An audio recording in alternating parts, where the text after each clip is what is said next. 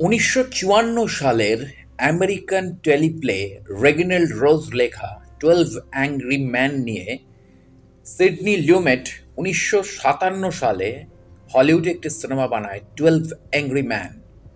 এইবার সেই সিনেমাটা নিয়ে 1986-এ আমাদের বাঙালি পরিচালক বাসু চ্যাটার্জি একটি হিন্দিতে সিনেমা বানায়, যে সিনেমাটার নাম হয় এক রুকা হুয়া ফ্যাসলা, যেখানে দিকপাল অভিনেতারা, যার মধ্যে কেউ কেউ চলে গেছেন পৃথিবী ছেড়ে এবং কেউ কেউ আজও দাপটের সাথে অভিনয় করছেন বলিউডের ফিল্ম ইন্ডাস্ট্রিতে, তারা ছিলেন এই ছবির মূল ভূমিকায়। তার মধ্যে একজন হচ্ছে আন্নু কাপুর। তো সেই এক রুকা হুয়া ফ্যাসলা অর্থাৎ কোথা থেকে 1954-এ যে যেটা টেলিপ্লে হিসেবে, যেটা একটা সিরিয়াল বলবো না, আমাদের যেমন একটা সময় সেই মানে টেলিফিল্ম হতো না, সেই রকম টেলিফিল্মের মতন 12 অ্যাংরি ম্যানকে 1954 সালে প্রেজেন্ট করা হয়েছিল আমেরিকান টেলিভিশনে। সেটা থেকে 1957 সালে তৈরি হয়েছিল 12 অ্যাংরি ম্যান, আমেরিকান ফিল্ম ইন্ডাস্ট্রির একটি সিনেমা। এবং সেখান থেকে 1986 সালে এক রুকা হুয়া ফ্যাসলা বাসু চ্যাটার্জি বানালো। এবং এই 1986 সালের পর এই 2024 সালে দীর্ঘ 39 বছর 40 বছর পর সৃজিত মুখোপাধ্যায় এক রুকা হুয়া ফ্যাসলাকে অ্যাডপশন করলো। এবং এটা অফিসিয়াল অ্যাডপশন, এটা কি এমন নয় যে কপি পেস্ট করছে, এটা অফিসিয়াল অ্যাডপশন। এই অ্যাডপশনটা করলো। আসলে সত্যি সত্যি বলে সত্যি কিছু নেই। মানে অ্যাকচুয়ালি এমন একটা নাম রেখেছে যেখানে আমার আসলে সত্যি বলে সত্যি কিছু নেই লাইনটা বারবার মনে পড়ে যায়। কারণ আমরা তো 22শে শ্রাবণ নিয়ে প্রচণ্ড এক্সাইটেড ছিলাম, যে সময় 22শে শ্রাবণ রিলিজ করছে। প্রথম বাংলা সিনেমাতে এরকম কাঁচা কাঁচা খিস্তি, বাঙালি অবাক হয়ে তাকিয়ে তাকিয়ে ড্যাব ড্যাব করে দেখেছিল, এসব কী বলছি এ মা। আমার আমার নিজের অভিজ্ঞতা, সিনেমা হলে নিয়ে যাওয়ার পর আমার আশপাশে বয়স্ক মহিলারা যারা ভেবেছিল বেশ একটা একটা দুর্ধর্ষ শর্ট ফিল্ম দেখতে যাচ্ছি, তারা গিয়ে যখন কাঁচা কাঁচা খিস্তি শুনছে, বয়স্ক মহিলারা বলছে এ মা, এসব কি গালি দিচ্ছে। ঠিক আছে, তো যাই হোক, হোয়াট এভার। তো এইটাই সৃজিত মুখোপাধ্যায়। এবং সৃজিত মুখোপাধ্যায় একটা 22 শ্রাবণ 2011 সালের দুর্গাপুজোতে বাঙালির ঘুম ছুটিয়ে দিয়েছিল। তো সেই 22শে শ্রাবণের পরে আমরা প্রিকোয়েল সিকোয়েল সবই দেখে নিয়েছি। এরপরে 22শে শ্রাবণের বিখ্যাত গানগুলোর নাম নিয়ে এবার উনি সিনেমায় নিয়ে আসছেন। তো এটা একটা বড় প্রাপ্তি যে এক রুকা হুয়া ফ্যাসলা এমন একটা সাবজেক্ট, এমন একটা টপিকের উপর করা, যে টপিকটা সত্যি কথা বলতে বাসু চ্যাটার্জি ভেঙেছিল।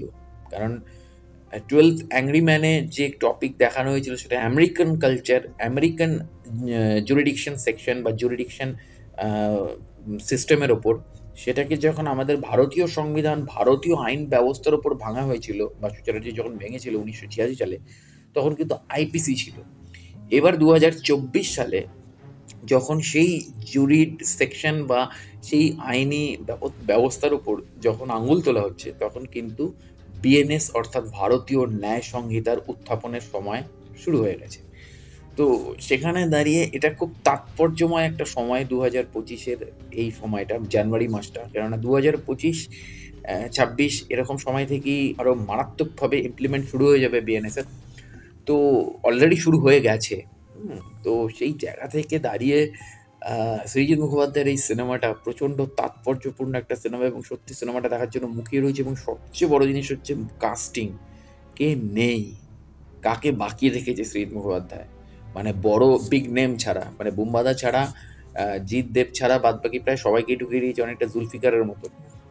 হ্যাঁ, এবং সেখানে সবচেয়ে বেশি চমকদার হচ্ছে পরমব্রত চট্টোপাধ্যায়ের লুকস অ্যান্ড অ্যাপিয়ারেন্স। আমার বারবার কেন জানি না মনে হচ্ছিল যে ঋতুদার প্রেজেন্টেশন কোথাও যেন পরমব্রত চট্টোপাধ্যায়ের মধ্যে দিয়ে প্রেজেন্ট করা হচ্ছে।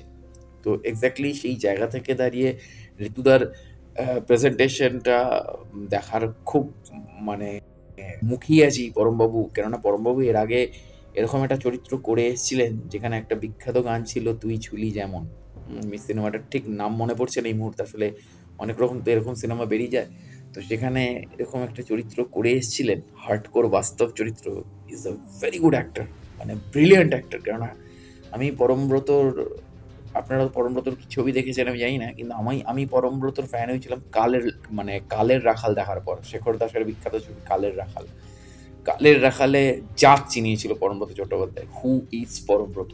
তখন সৃজিত মুখোপাধ্যায়ও আসেনি, কারণ এটা আমি 2010-এর আগের কথা বলছি। কালের রাখাল বা তারপরে কালবেলা, পরপর দুটো ছবি, একটা গৌতম ঘোষের কালবেলা আর একটা হচ্ছে কালের রাখাল। এই পরপর দুটো ছবিতে পরমব্রত যেন নিজের জাত চিনিয়ে দিয়েছিল সেই সময়ে। তারপরে তো ওনার জীবনে উনি অ্যাজ এ ডিরেকশনের কোর্স করতে গেছেন।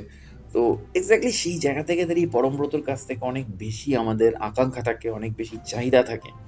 এবং ডিরেক্টর সৃজিত মুখোপাধ্যায় আমাদের কলকাতার নলেন গুড়, মানে নোলান আর কি, ক্রিস্টোফার নোলান, ঠিক আছে, একদম নলেন গুড়ই আমাদের, ঠিক আছে। তো সেই জায়গা থেকে দাঁড়িয়ে ওনার কাছ থেকেও আমাদের চাহিদা অনেক বেশি থাকে। বাইশে শ্রাবণ একটা আলাদা অনুভূতি আমাদের কাছে, সেই কারণে বাইশে শ্রাবণের যে কোনো জিনিস, যে কোনো অনুভূতি, যে কোনো ডায়ালগ যদি রিপিট হয় সেটা খুব ভালো লাগে। তো সেই জায়গা থেকে দাঁড়িয়ে এই সিনেমাটার ট্রেলার দেখে আমি প্রচণ্ড উচ্ছ্বসিত এবং প্রচণ্ড আপ্লুত, এবং সিনেমাটা দেখার জন্য মুখিয়ে রয়েছি। আসলে সত্যিই তো তাই, সত্যি বলে সত্যি কিছু নেই। জুড়ে থাকুন আমার চ্যানেল এবং পেজের সাথে। দেখা হচ্ছে পরের ভিডিওতে। নমস্কার।